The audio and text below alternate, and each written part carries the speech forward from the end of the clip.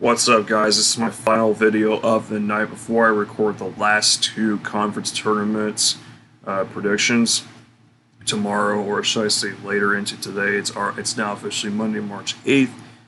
I'm here with the Big East tournament picks. If you guys have been enjoying this series and you want to watch more of this stuff, I do all kinds of different videos. I'm actually in the middle of putting together a training series called the Sub 20 Project. If you want to check that out, I have a playlist for that. Please like and subscribe if you're new, and comment in general as well. The Big East tournament starts on Wednesday, March 9th. This has been a very intriguing conference this year. Some firsts, definitely.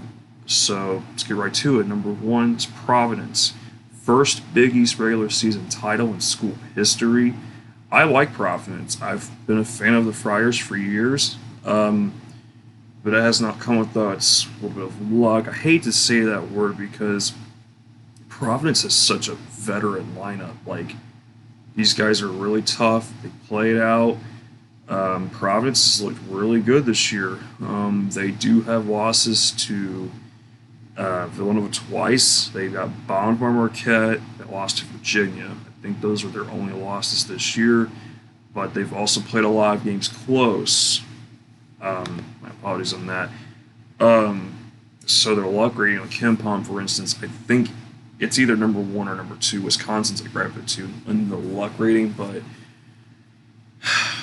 it's kind of hard because if you screw up once in the end of the game like that, a close game like that, like, you could be done. So you never know what you're going to get here. Providence, though, they usually close it out, but I'm telling you, I don't know how much you can rely on that all the time. It'll eventually catch up to you because the tournament, the NCAA tournament, you gotta win assuredly. Basically, you gotta be pretty much on it.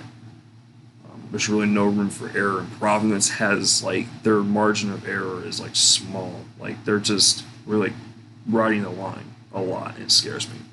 2's Villanova. At times earlier in the year, Villanova looked a little bit, they looked pretty off, but they ran it back up. You know, Villanova kind of, you feel like they're not getting as much attention, but then again, you know, it's like they have a great team. Their team is really building up. Like, you could see it. Like, other guys stepping up. It isn't just Gillespie and Justin Moore. Like, you have Samuel stepping up, Dixon stepping up. These guys are really making a difference. And Villanova, you know, setting up screen, shooting the three. Well, defense, on-ball defense. Jay Wright really knows how to coach this team. That's why he's been so successful in not only the Big East tournament, but the March Madness tournament too. Remember, they've won 2 national titles in the past 6 years. 3 is Connecticut. Connecticut has been quite interesting the last couple months. At one point, I started to lose faith in them. I did have them in the Final Four in my bracketology March 1st, but that was a bit of a generous move. I'm not sure if they can make a Final Four run. My concern is they rely too much on Sanogo, maybe, but Sanogo is such a great player on the inside.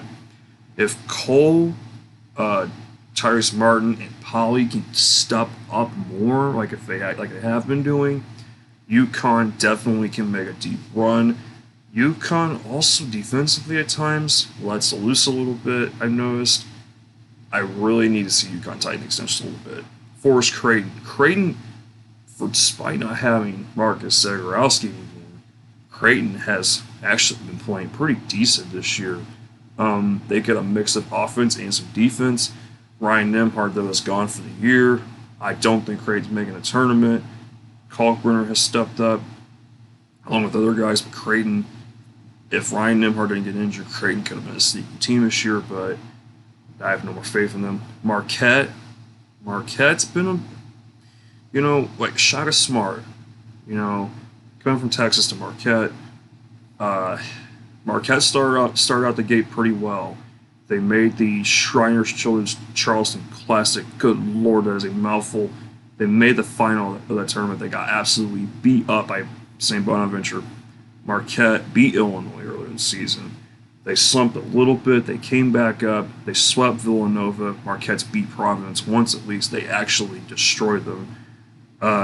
Marquette has been pretty good, but I don't know how much I trust Marquette.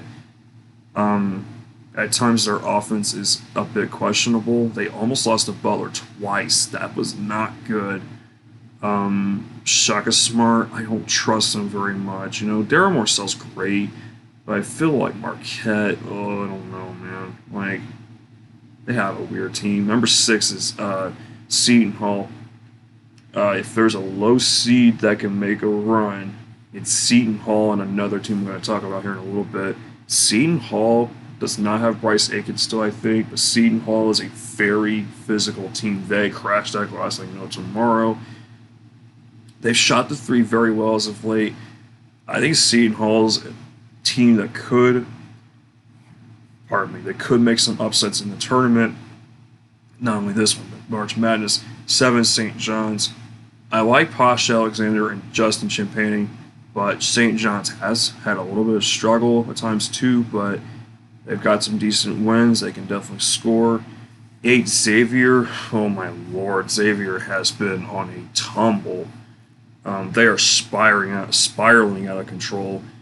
Earlier in the year, Xavier looked pretty good. They beat Ohio State. They almost knocked off another big team, I think. They beat Ohio State, though. They took Providence to triple overtime. But, man, they have not looked impressive. They beat UConn. They have beat... I don't know, man. They won their last regular season game against Georgetown convincingly, but Xavier, oh boy, they are in danger of missing a tournament. They need to win 2 games, in my opinion, to make the tournament. I don't think beating Butler is going to be enough. Butler does own a couple of good wins this year. They almost beat Providence. Butler, though, they beat Oklahoma, but here's what it is. DePaul's been interesting. Javon Freeman Liberty makes that team. Also, forgot to mention, too, Xavier could make a run this tournament. I feel like they might. Xavier's got a good team, but I don't know why they're not able to put it together as of late. I don't know. But DePaul, pretty decent, actually. They have knocked off Xavier. They knocked off Marquette, I think. They have also knocked off Seton Hall. They've picked off some of these teams. They almost knocked off Villanova. They almost knocked off Providence. DePaul could also do some damage. 11's Georgetown. They're trash. All right, to the picks we go. I think Xavier will beat Butler, although Butler could easily win this game too, considering how Xavier has been really in a free fall as of late. St. John's and DePaul. This is a toss-up. You know what? I'm going DePaul in the upset because why not? It's just... it's whatever. I got Seton Hall over Georgetown. Quarterfinals.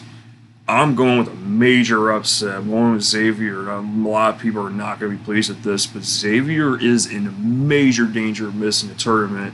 And Providence, I don't trust them a little bit. I have a fair share of trust that I don't have in Providence. There's a bit of trust I don't have a. I'm about 60-40 with this team, or 70-30. I mean, that's good, but I'm like 60% with Providence and 40% not. I'm almost at that 50-50 line. The pressure is going to be on this team. I don't know. I don't know how to explain it, but Xavier desperately needs this win. They need to win more Providence. Creighton, Marquette. I got Marquette winning. That might not even be close, honestly. Villanova, DePaul. Listen, DePaul could win this game, but Villanova, they always turn it up. They always turn it up right about now. Connecticut and Seton Hall. I'm going Connecticut, but Seton Hall beat them once. I almost want to take Seton Hall, man, but oh gosh. I don't know if Seton Hall's even in the tournament as we speak. I think they are. Marquette and Xavier, I think they split the season series, but I think Xavier's excited. I think Xavier's going to be a little bit gassed and beat Providence, so I'm going to take Marquette. And then I'm going to go... this is a tough one right here. Oh, I'm going to do it. I'm picking Connecticut. Man, I tried this last year, and it didn't quite work out as well. I thought the Creighton situation was going to kill them, but they made the Big East final. I think Connecticut's going to stick it to Villanova. They got swept by them. I don't think they're pleased about that. Give me the UConn Huskies go to the Big East final. We'll see if this works. I don't know. Connecticut and Marquette. I had Connecticut winning the Big East last year, and we're going to try it again. I'm not trying to be a biased fan. It's just I think Connecticut, really solid team, like got what it takes. Marquette's a little wishy-washy in my opinion, just a little bit, but I think certain circumstances give them to the Big East final, but we'll see. I mean, I'm not doubting Villanova. A lot of you are going to be pissed about that too because you're going to think, oh my gosh, you can't take Villanova. You cannot go against Villanova. How dare you, Steven? But the thing is, sometimes upsets happen. I'm going to take a risk on it. If I'm not right, who cares? I love doing this stuff, so be it. At least I'm telling you the possibilities anyway. At least I'm kind of showing you, but this is my opinion. If it doesn't work out, it doesn't work out. But the last two conference tournament videos are going to come on Tuesday. Or should I say, I'm going to record them later today, basically into Monday, later this Monday. The Big 12 and the Big 10, I'm looking forward to it. Those will be recorded Monday night, and you'll see them then. So I'll see you guys then. Take care, everyone, and I'll see you then.